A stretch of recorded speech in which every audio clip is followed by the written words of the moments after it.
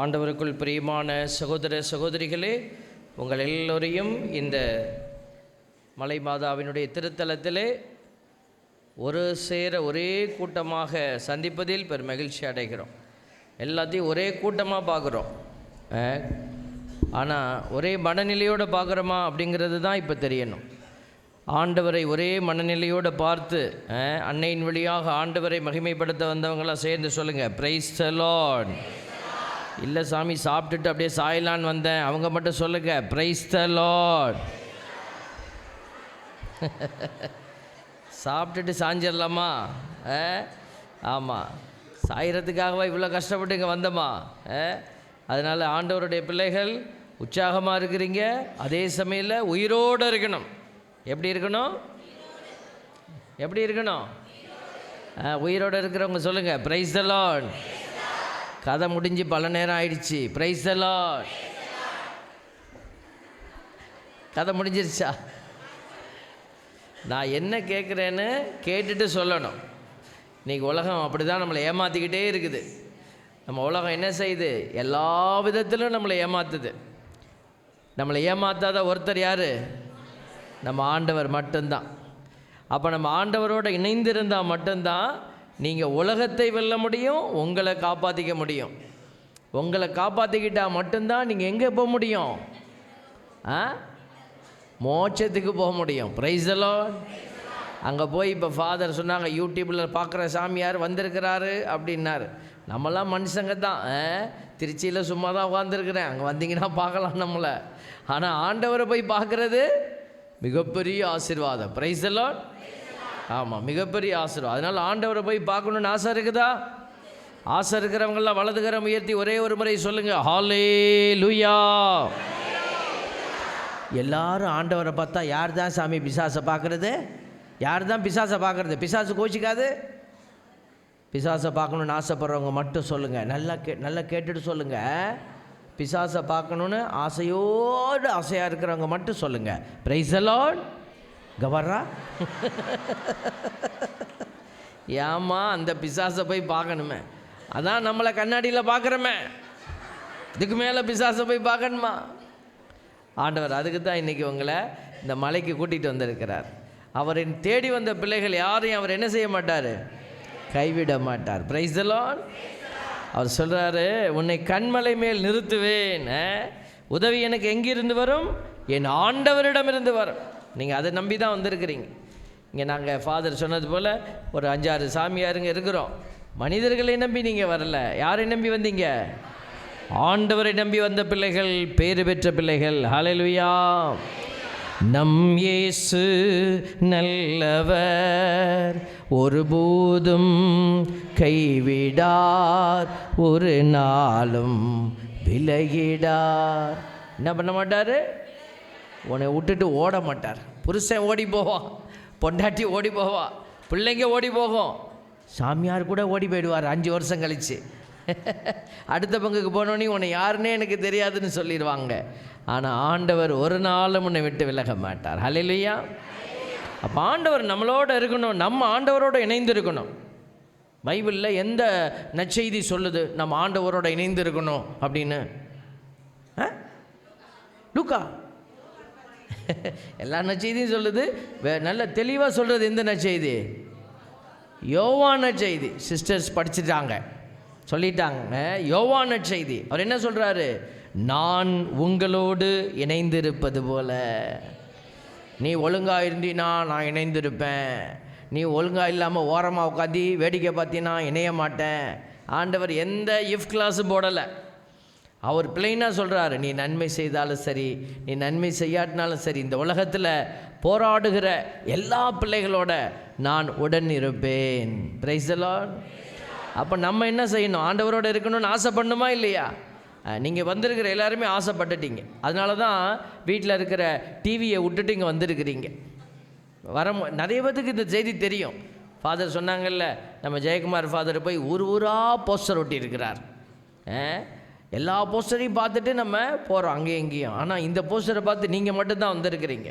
மற்றவங்கெல்லாம் டிவிக்கு முன்னாடி உட்காந்துருக்காங்க. நாகினி, நந்தினி, மோகினி, நாசமா போனனி அப்படி எதிர்நீச்சல் பார்க்குறான்.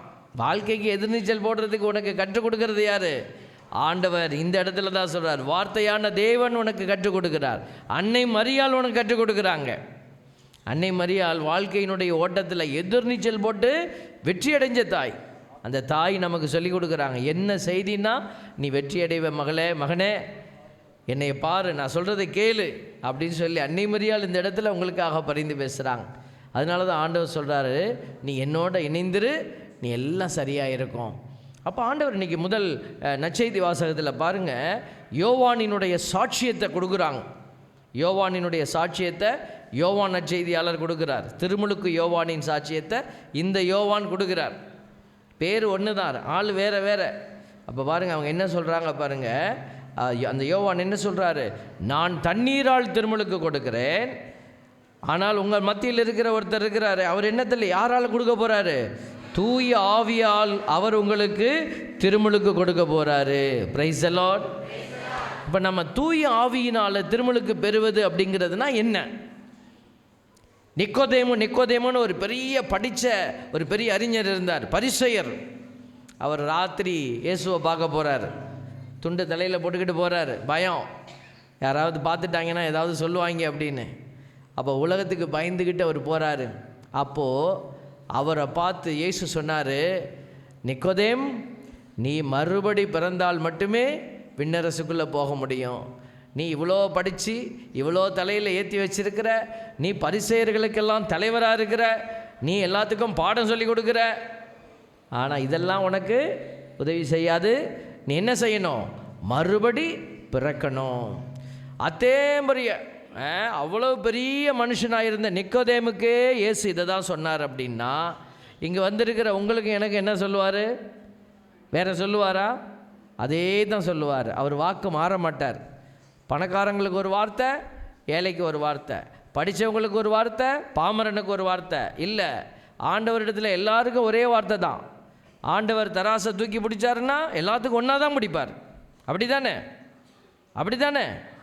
ஆமாம். ஒரு அம்மா வந்து சொன்னாங்க, சாமியார் நீங்கள்லாம் செத்தா நேராக மோச்சம் சாமி கேட்டேன். எனக்கு ரொம்ப சந்தோஷமாக இருந்துச்சு. ரொம்ப எப்படிம்மா சொல்கிறீங்க? எது ராத்திரி எதுவும் வானத்தூதர் வந்து சொல்லிட்டு போனாரா அப்படின்னு கேட்டேன். அப்போ சொன்னாங்க, இல்லை அப்படிலாம் இல்லை சாமி, அங்கி போட்டிருக்கீங்கல்ல, அங்கி போட்டால் நேராக மோச்சம் அப்படின்னாங்க. நான் சொன்னேன், என் வீட்டில் 2 அங்கி சும்மா தான் இருக்குது, என்ன தரேன், நீயும் உன் புருஷன்னு போட்டுக்கோ, நேராக போ மேலே. தேவ பிள்ளைகளே, அங்கி போட்டால் மோச்சம், லுங்கி போட்டால் நரகம்லாம் கிடையாது. அங்கியாக இருந்தாலும் லுங்கியாக இருந்தாலும் தராசு தான். Price the Lord. யார் யார் என்னென்ன செயலை செய்யணுமோ அவரவர் செய்யணும். அதை ஆண்டவர் எல்லாருக்கும் ஒரு வேலை கொடுத்துருக்கிறார். திருமுழுக்கு என்னுடைய அந்த தூய ஆவியால் திருமுழுக்கு அப்படின்னா இயேசு சொல்கிறார் நிக்கோதேமுக்கிட்ட, நீ மறுபடி பிறக்கணும் அப்படின்னு சொல்லிவிட்டு அவர் கேட்குறார், நான் எப்படி எங்கள் அம்மா வயிற்றில் பூந்து பிறக்கிறது இன்னொரு தடவை? அப்போ தான் இயேசு சொன்னார், நீ நீராலும் தூய ஆவியாலும் பிறக்கணும். அதான் மறுபடி பிறக்கிற அனுபவம். அப்போ நீ அவர் வந்து இன்னும் திருமுழுக்கு வாங்கலை, நம்மெல்லாம் வாங்கிட்டோம், தண்ணீரால் திருமுழுக்கு பெற்றுவிட்டோம். ஆனால் இன்னொரு பிறப்பு இருக்கிறது, அதுதான் ஆவியில் பிறப்பு. தூய ஆவியாரால் நமக்கு கொடுத்து கொள்ளுகிற அபிஷேக பிறப்பு அதுதான். அப்போ இந்த தூய ஆவியால் பிறக்கிற அந்த பிறப்பினுடைய அடையாளம் என்ன அப்படின்றத நம்ம புரிந்து கொள்ளணும். பாருங்கள், திருத்தூதர் பணி 2:38 சொல்லப்பட்டிருக்கிறது. பேதுரு சொல்கிறாரு அவர்களிடம், நீங்கள் மனம் மாறுங்கள், உங்கள் பாவங்களிலிருந்து மன்னிப்பு பெறுவதற்காக ஒவ்வொருவரும் இயேசு கிறிஸ்துவின் பெயரால் திருமுழுக்கு பெறுங்கள், அப்பொழுது தூய ஆவியை கொடையாக பெறுவீர்கள். பார்த்தீங்களா? நம்ம எல்லாம் பேப்டிசம் வாங்கிட்டோம். யார் பேப்டிசம் உங்களுக்கு வாங்கி கொடுத்தா? அப்பா அம்மா. உங்களுக்கு இந்த உடம்பை யார் வாங்கி கொடுத்தா? அப்பா அம்மா. அப்பா அம்மா தான் கொடுத்தாங்க, அப்படி தானே? கடவுள்கிட்டேருந்து அவங்க தான் வாங்கி கொடுத்தாங்க. ஞானஸ்தானமும் அவங்க தான் வாங்கி கொடுத்தாங்க. இப்போது ரெண்டுமே அவங்க போட்ட பிச்சை. இப்போ நீங்கள் உங்களுக்கு கொடுத்துக்க போகிற ஆசீர்வாதம் என்ன ஆசீர்வாதம்? இந்த தூய ஆவியால் பிறக்கிற ஆசீர்வாதம். அப்போ இந்த தூய ஆவியால் பிறக்கிறதுனா என்ன? பாருங்கள், யோவான் நற்செய்தியில் அந்த காரியங்கள்லாம் சொல்லப்பட்டிருக்கிறது. வீட்டில் போய் வாசித்து பாருங்கள், 3வது அதிகாரத்தில் இருக்குது, அதெல்லாம் வாசித்து பாருங்கள்.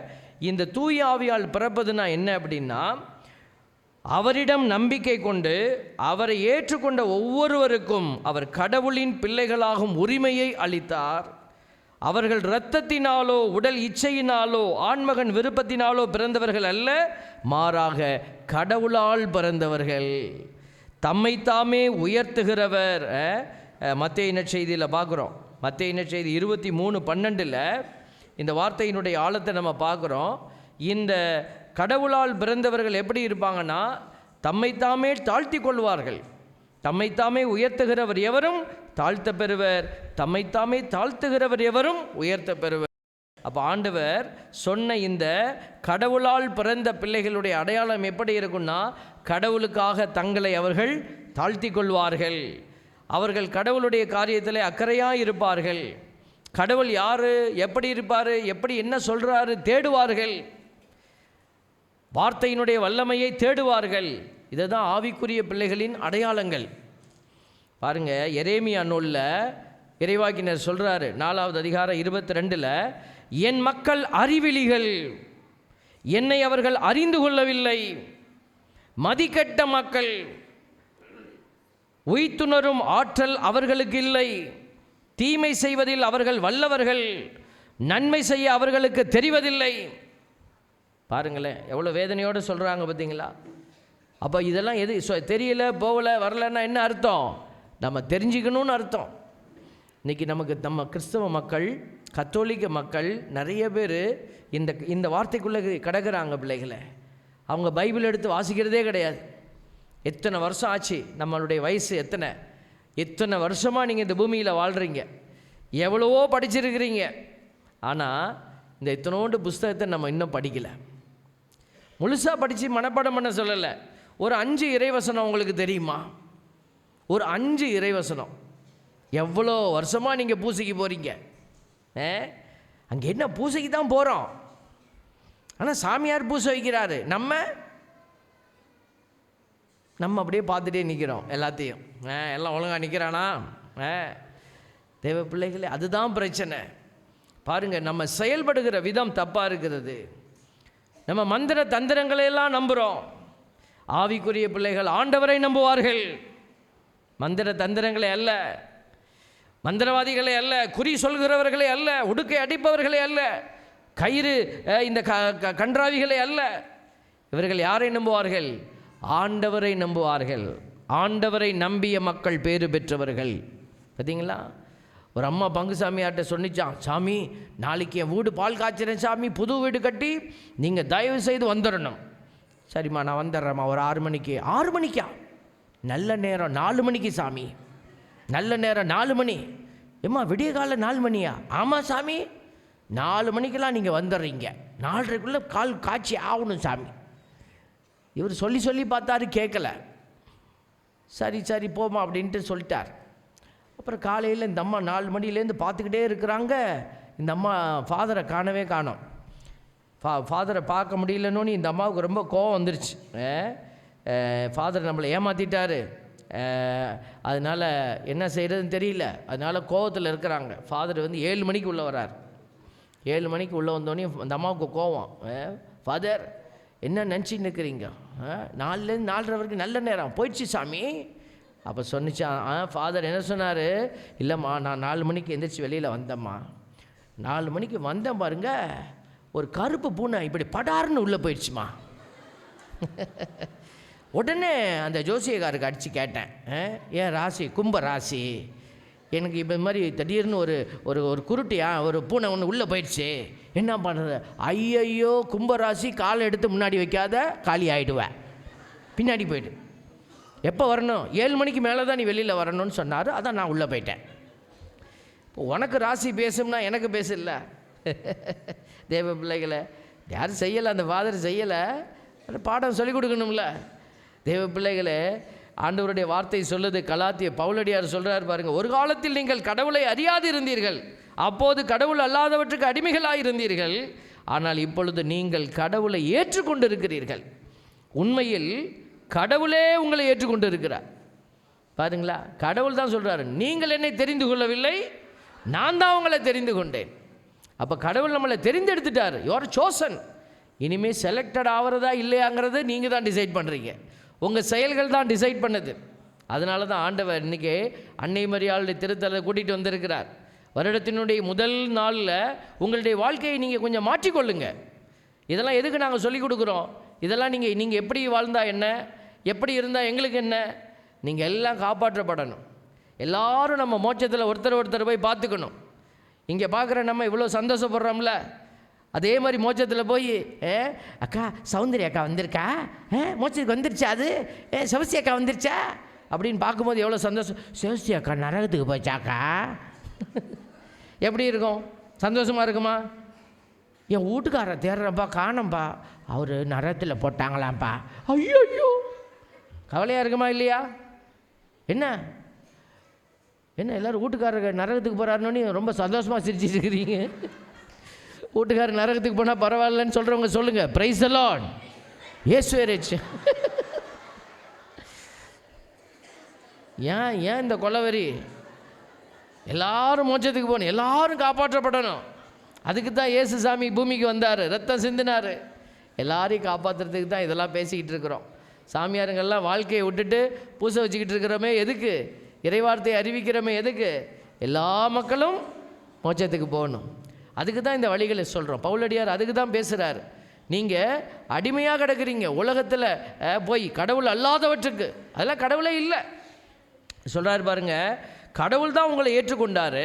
அப்படி இருக்க வலுவற்றவையும் வறியவையுமான பஞ்சபூதங்களிடம் திரும்பி போய் அவற்றுக்கு மீண்டும் அடிமைகளாவதற்கு நீங்கள் விரும்புவது ஏன்?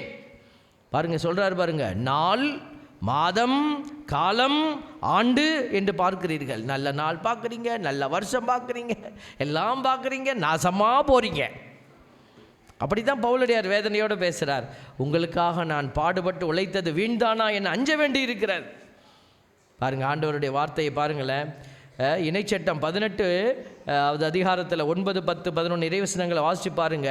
ஆண்டவர் சொல்கிறார், உன் கடவுளாகிய ஆண்டவர் உனக்கு கொடுக்கும் நாட்டுக்குள் போன பின் அந்த வேற்றினத்தாரின் அருவருப்பான செயல்களை கற்றுக்கொள்ளாத. அவங்க செய்கிறாங்கன்னா அது அவங்க பாடு, அவங்க எதுக்கு செய்கிறாங்களோ செஞ்சுட்டு போகிறாங்க. அவன் செஞ்சான், நான் செஞ்சேன். பிசாசு இப்படி தான் ஆள் அனுப்பி விடுவான். என்னக்கா ஒன்று மாற்றி ஒன்று படுத்து எந்திரிக்கிறீங்க? போன வாரம் நீ படுத்த, அப்புறம் புருஷன் படுத்தாரு, அப்புறம் பிள்ளை படுத்துருக்கு. இப்படியே இருந்தால் என்ன ஆகுறது? என்ன பண்ணுறதுனே தெரிலக்கா. போய் அங்கே போய் இந்த வேலையை செஞ்சு விட்டு வா. எய்த்த வீட்டுக்காரி தான் ஏதாவது செஞ்சுருப்பா. அவள் தான் உன்னை ஒரு மாதிரியாகவே பார்த்துனே இருந்தா. என்னக்கா செய்யணும்? போய் அடிச்சிட்டு வா. போடியா. அவன் ஒரு தேங்காயை கொடுத்து எல்லாத்தையும் கெடுத்துடுவான். ஒரு எலுமிச்சை பழத்தில் அவன் வாழ்க்கையை நாசமாக போகுது. பிரைஸ் எல்லாம். ஆண்டவரை நம்புகிற பிள்ளைகள் இப்படி அவமானத்தின் செயல்களை செய்ய மாட்டார்கள். சொல்லப்படுகிற வார்த்தைகளை மனசில் எழுதி கொள்ளுங்க. தன் புதல்வியை தீமிதிக்க செய்கிறவன், குறி சொல்கிறவன், நாள் பார்க்கிறவன், சகுனங்களை நம்புகிறவன், சூனியக்காரன், மந்திரவாதி, ஏவி விடுகிறவன், மாயவித்தைக்காரன், இறந்தவர்களிடம் குறி கேட்கிறவன் உங்களிடையே இருத்தலாகாது. இவற்றையெல்லாம் செய்கிறவன் ஆண்டவருக்கு அருவருப்பானவன். இப்படிப்பட்ட அருவருப்பான செயல்களின் நிமித்தம் உன் ஆண்டவராகிய கடவுளின் முன்னிலையிலிருந்து அவனை ஆண்டவர் துரத்தி விடுவார். அந்த வீட்டில் நிம்மதி இருக்காது, பிரிஞ்சிருவீங்க, வீடுக்கு பிளவுபட்டு கிடக்கும்.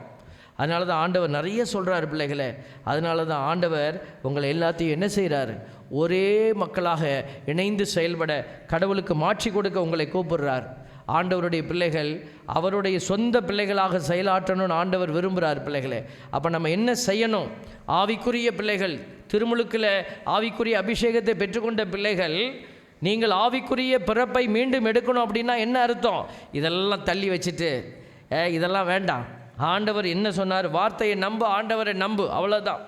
ஆண்டவருக்குள் நம்பிக்கை கொண்ட பிள்ளைகளாக விசுவாசத்தோடு ஜெபத்தில் ஜெயிச்சுப்பார். முட்டி போட்டு கை உயர்த்து.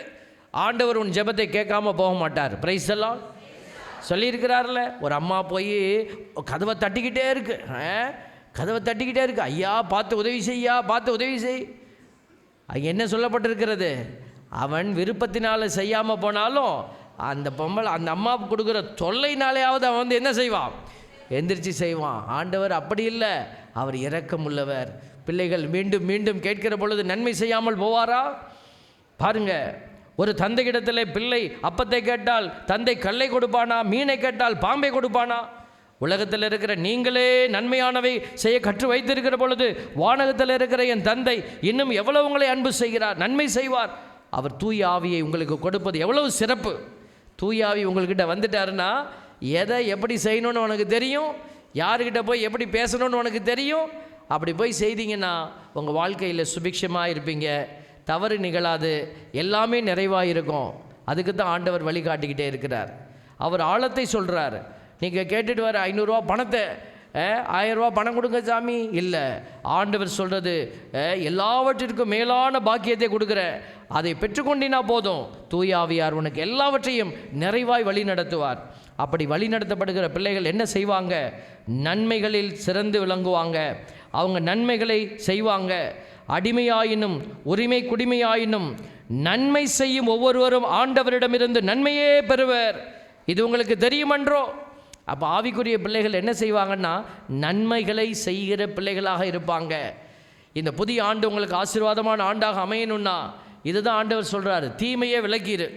எது எது உங்கள் வாழ்க்கையில் தீமையாக நீங்கள் சேர்த்து வச்சுக்கீங்களோ எல்லாத்தையும் தூக்கி வெளியில் போட்டுட்டு இனிமேல் ஆசீர்வாதமான பிள்ளைகளாக நீங்கள் கடந்து போங்க. நீங்கள் நன்மைகளை கொடுங்க.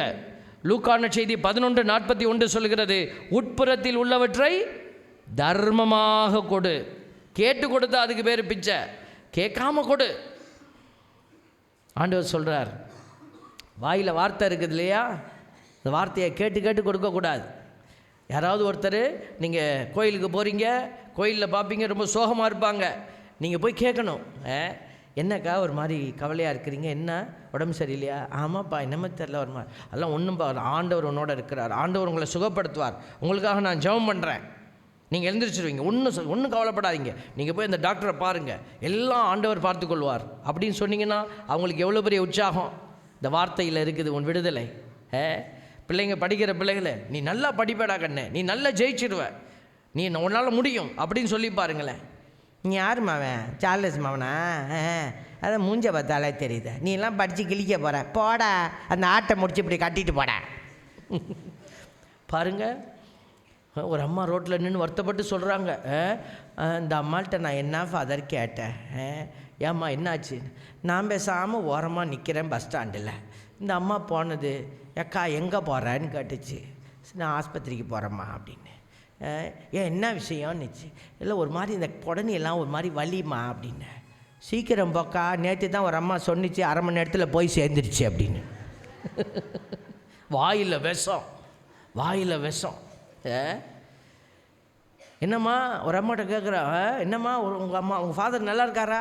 நல்லா இருக்காரு, அவருக்கு என்ன, அவர் நல்லா தான் இருக்கிறார், நான் அந்த பொம்பளை கொடுக்குறத தான் வாங்கி வாங்கி திங்கிறாரு.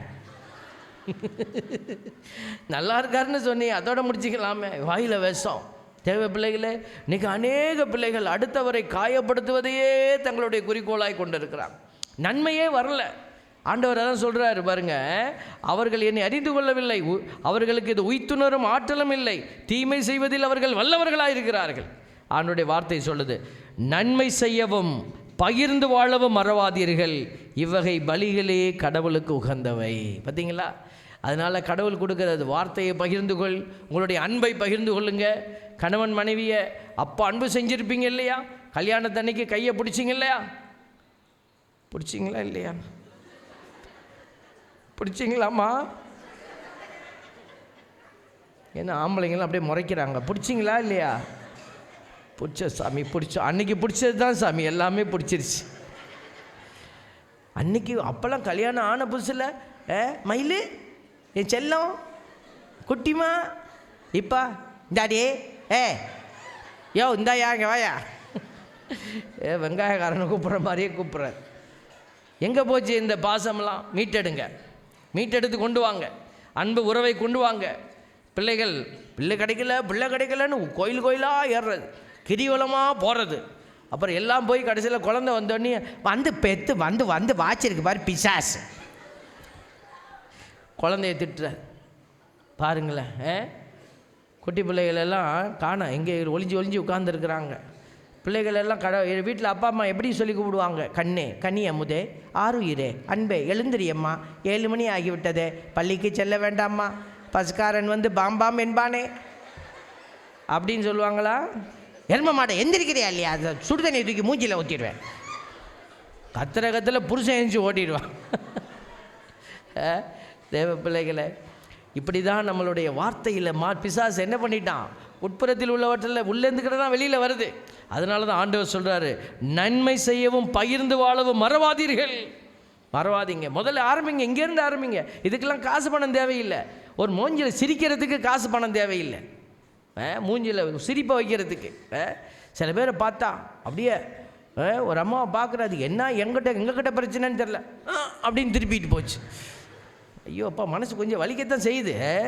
பாருங்களேன், 1 பேதுரு 2:20 சொல்கிறார் பாருங்க, குற்றம் செய்ததற்காக நீங்கள் அடிக்கப்படும் போது பொறுமையோடு இருப்பதில் என்ன சிறப்பு? குற்றம் செஞ்சுட்டு நீ அடி வாங்குற, மாறாக நன்மை செய்தும் அதற்காக பொறுமையோடு துன்புற்றால் அது கடவுளுக்கு உகந்ததாகும். நீ நன்மை செய்து அதனால் துன்பம் வந்துச்சு அப்படின்னா நீ கடவுள் அதெல்லாம் ஏற்றுக்கொள்வார். அது கடவுளுக்கு உகந்த துன்பம். இன்றைக்கி அந்த துன்பத்தை கொடுக்குறவங்க ரொம்ப கம்மியாக இருக்கிறாங்க. ஆண்டவர் சொல்கிறார் பாருங்க, 1 பேதுரு 3:17, தீமை செய்து துன்புறுவதை விட கடவுளுக்கு திருவுளமானால் நன்மை செய்து துன்புறுவதே மேல். ஒருத்தரை கேட்டேன், ஏங்க அவர் அப்படின்னா, அவன் என்ன பண்ணுறானோ அதை நான் பண்ணுவேன். அவனுக்கு அவன் தான் கொடுத்தான், நான் அதை தான் திருப்பி கொடுத்தேன். அப்போ அவன் நரகத்துக்கு போகிறான், நீயும் நரகத்துக்கு போகிற. பாருங்க, ஆண்டவர் சொல்லுகிற பாடம், நீ இயேசுவாய் மாறுகிற. சரிங்களா? அன்னை மரியாள் வாழ்ந்தப்போ அவங்களுக்கு எதிராக செயல்பட்டவங்க நிறைய பேர் இருந்தாங்க. அன்னை மரியாள் அவங்களா மாறலையே, அவங்களாவே நின்னாங்களே.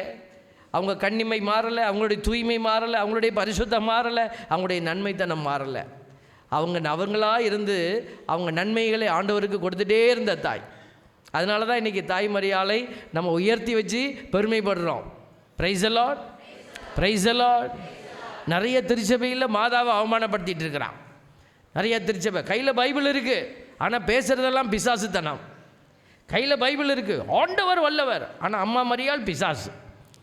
பாருங்கள் தேவ பிள்ளைகளை, ஒரு சில பேர் மாதாவை பற்றி எடுக்கிறது இல்லை. சில சபைகளில் பார்க்குறோம், அவங்க விபச்சார பெண்ணை பற்றி பேசுவாங்க, அங்கே ஆகாரை பற்றி பேசுவாங்க, நிறைய பெண்களை பற்றி பேசுவாங்க. ஆனால் அன்னை மரியாதை பற்றி மட்டும் பேச மாட்டாங்க, அமைதி காப்பார்கள், சைலண்டாக ஒதுக்கிடுவாங்க அம்மாவை. அப்படிப்பட்ட ஒரு சபைகளும் சரி, அன்னை மரியாதை அவதூறுபடுத்துகிற சபைகளும் சரி, ஆண்டவருக்கு உகந்த திருச்சபையாக இருக்கவே முடியாது. ஏனென்றால் திருச்சபையினுடைய துவக்கமே தாய் மரியாள். Price the Lord.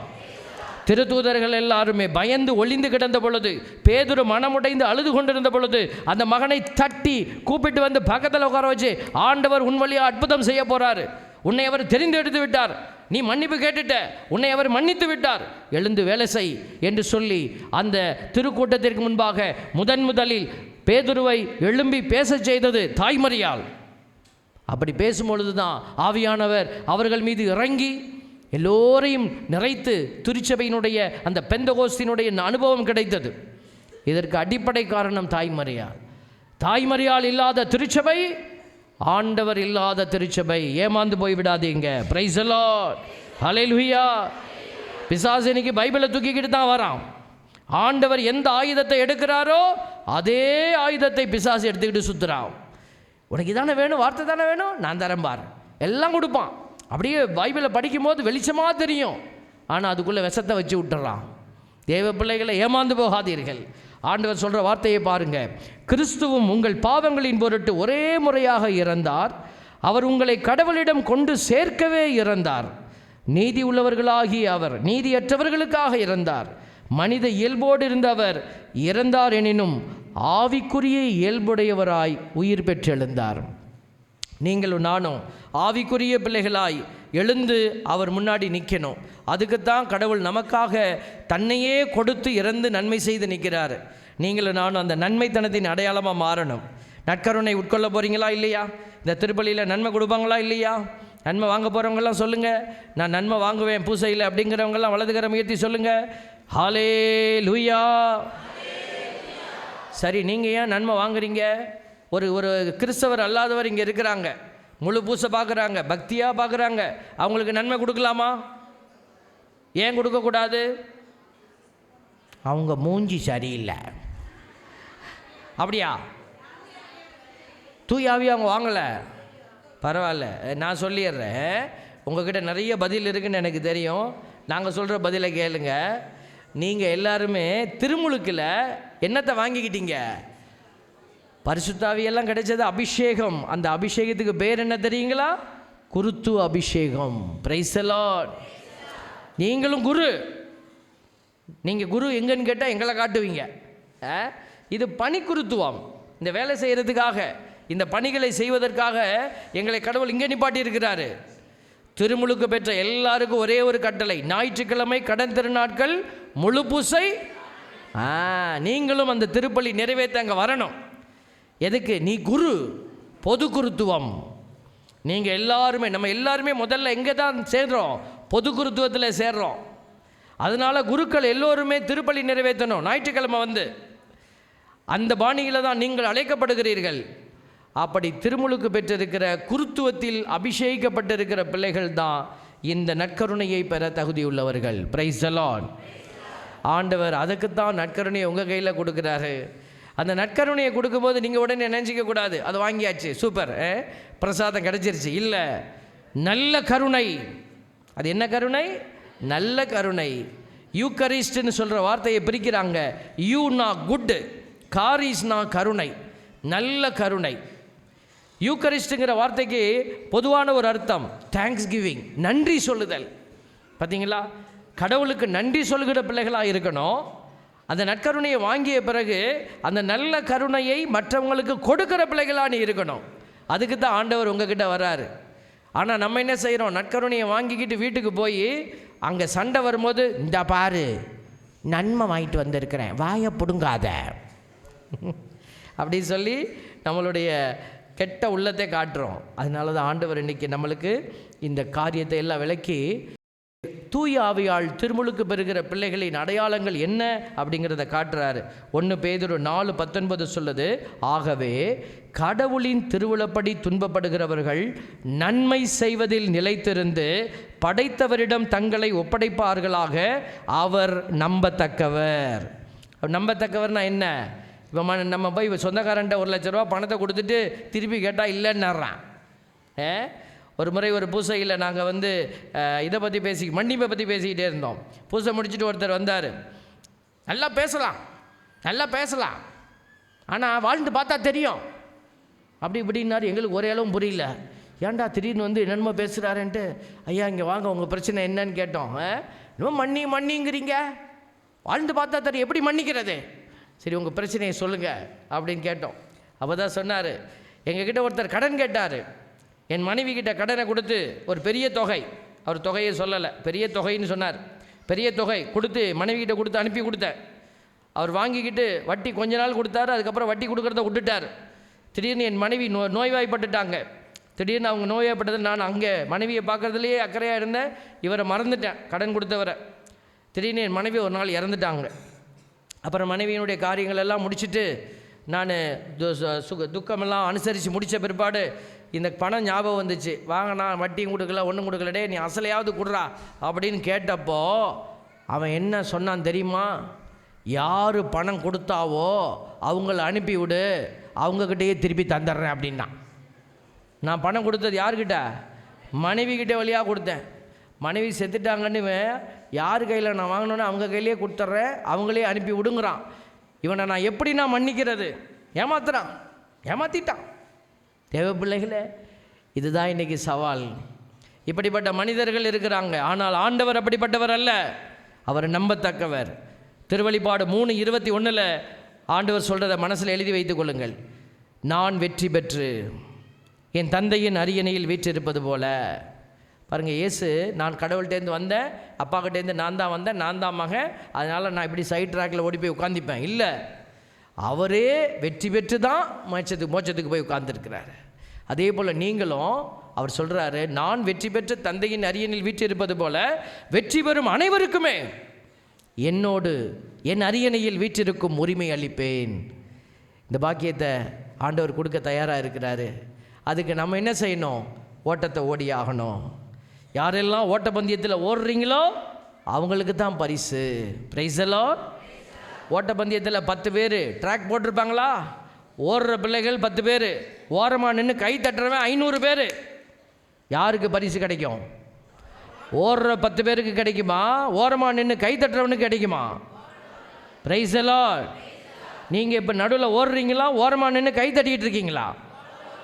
ஓடுறீங்களா? யோசிச்சு பாருங்க. நிறைய பேர் ஓரமாக நின்று கை தான் தட்டிக்கிட்டு இருக்கிறான். அதனால தான் ஆண்டவர் சொல்கிறார், உன் ஓட்டத்தை ஓடு. பவுலடியார் சொல்கிறார், நான் நல்லதொரு ஓட்டத்தை ஓடி முடிச்சிட்டேன். அன்னை மரியாள் ஓட்டத்தை ஓடி முடிச்சிட்டாங்க. இன்றைக்கி நம்மளாம் ஓடிக்கிட்டு இருக்கிறோம். இவங்களை முன்னாடி வச்சு அடையாளமாக வச்சு ஓடணும். ஆண்டவர் இயேசுவை முன்னால் வச்சு ஓடணும். அவர் கொடுக்க போகிற ஆசீர்வாதம் மனிதர்கள் கொடுக்கிற ஆசீர்வாதத்தை போல அல்ல. அது மிக உயர்ந்த ஆசீர்வாதம். அதை பெற்றுக்கொள்ளணும்னா நிறைய தியாகங்கள், நிறைய நன்மைகள் நீங்கள் செய்யணும். அவன் செஞ்சால் நான் செய்வேன் இல்லை, அவன் செஞ்சாலும் செய்யாட்டினாலும் நான் செய்வேன். அப்போ தான் உனக்கு பரிசு. அடுத்தவர்கள் என்ன செய்கிறார்கள் பார்த்து நீ காப்பி அடிக்க அல்ல, நீ ஆண்டவரை பார்த்து காப்பி அடிக்கணும். ஏன் ஆண்டவர் உனக்கு ஒரு முன்மாதிரியை காட்டிட்டு போயிருக்கிறாரு. அந்த தெய்வத்தை நம்ம உள்ளத்தில் தாங்கி பயணிக்கணும். என் அன்பு தெய்வ பிள்ளைகளே, ஆண்டவருக்காக ஓடுகிற பிள்ளைகள் ஒரு நாளும் களைப்படையார், சோர்வடையார். அவர்கள் ஓடுவார்கள், களைப்படைய மாட்டாங்க. ஆண்டவர் சொல்கிறார், நீ ஓடி ஓடி ஒருவேளை களைத்து நீ இளைச்சு போய் உன் உடம்பு செத்து இந்த பூமியில் கீழே விழும். ஆண்டவருக்காக ஓடிய பிள்ளை, ஆண்டவருக்காக மன்னிப்பை கொடுத்த பிள்ளை, ஆண்டவருக்காக எல்லாவற்றையும் இழந்த பிள்ளை. நீங்கள் உலகத்தில் இருக்கிறவன் பார்த்து சொல்லுவான், இது ஒரு ஏமாளி, எல்லாத்தையும் விட்டாங்க, ஒன்றும் இல்லைங்க அப்படி சொல்லுவாங்க. ஆனால் அப்படி வாழ்ந்து மரித்த பிள்ளைகள் மரித்து கீழே கிடக்கிற பொழுது வானம் திறக்கும். வானத்திலிருந்து உங்களை பார்த்து ஒரு குரல் கேட்கும், இதோ என் அன்பார்ந்த மகள், இதோ என் அன்பார்ந்த மகன், இவரில் நான் பூரிப்படைகிறேன். இந்த வார்த்தைகளுக்கு நீங்களும் சொந்தக்காரர்களாக மாற, ஆவியில் பிறப்படுத்த திருமுழுக்கை, ஆசீர்வாதமான ஆவிக்குரிய திருமுழுக்கை பெற்ற பிள்ளைகளாக ஓட, ஆண்டவரே என் ஞானத்தின் கண்களை திறந்துவிடும் என்று சொல்லி இந்த திருப்பலியில் மன்றாடுவோம். ஆமென்.